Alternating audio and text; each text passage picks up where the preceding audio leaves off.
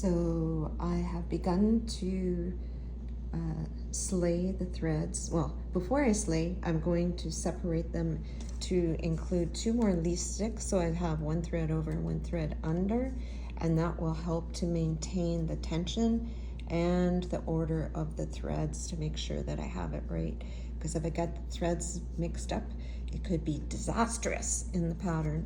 So I'll do all of this first.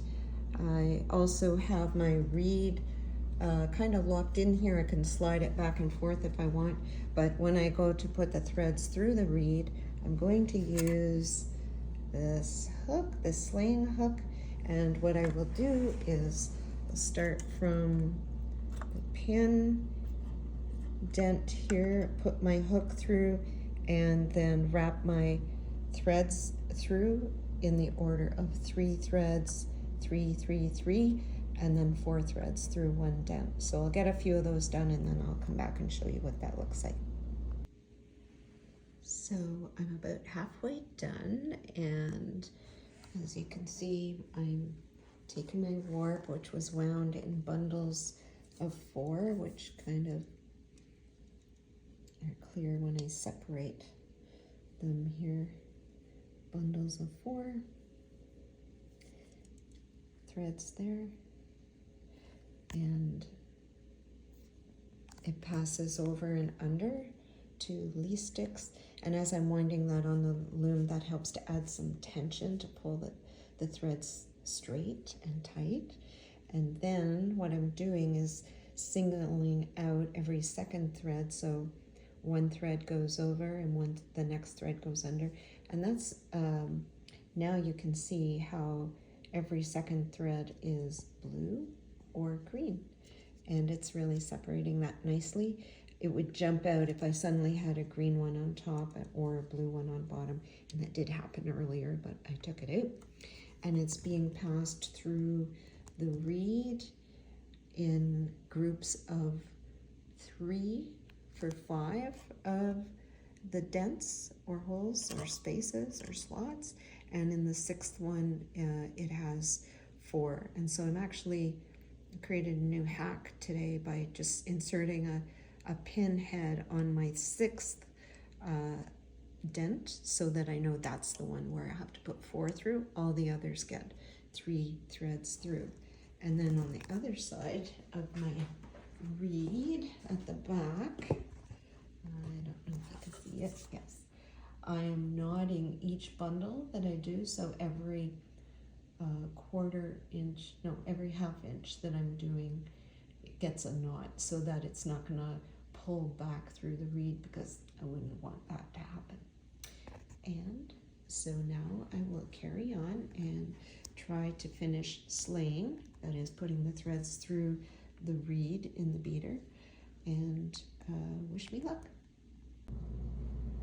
So finally, I have finished slaying the reed, that is putting the silk threads through the reed, and in fact I do have 10 inches is the width in the reed, which is what I had planned for, so yay, don't have to go back and do any more winding. I did count right.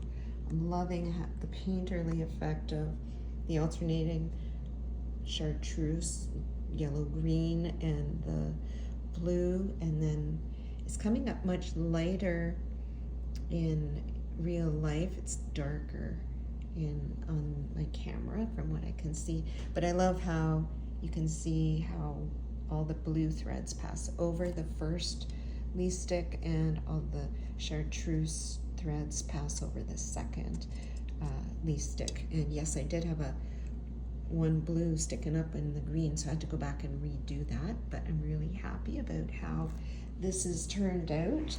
I still have my first choke here, which is holding the threads in place so it doesn't get tangled. It minimizes the tangling, and I'll undo that for the next step and rely on my next choke to hold the threads in place further down the warp. And that's because I'll have to extend these threads past the beater and through all of these shafts behind, and so that's where those shafts right there, And I'm going to dismantle the loom a little bit so I can get crouched in there and begin threading on 32 shafts. Okay, I've disassembled part of my loom, just removed the beam that was across the front so I could get into the closer to the heddles. The heddles are these little eyes, steel eyes that I'll be threading through. Oops, sorry, that's not going to focus, so you can see in the background there.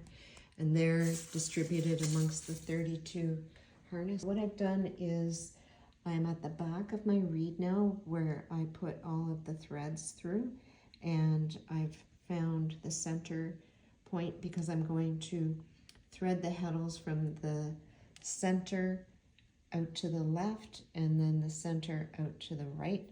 And that's because if I started in the middle here, then I wouldn't be able to drag the heddles over across once the threads were through. So I'm going to get started on that, and I'll show you after a few threads.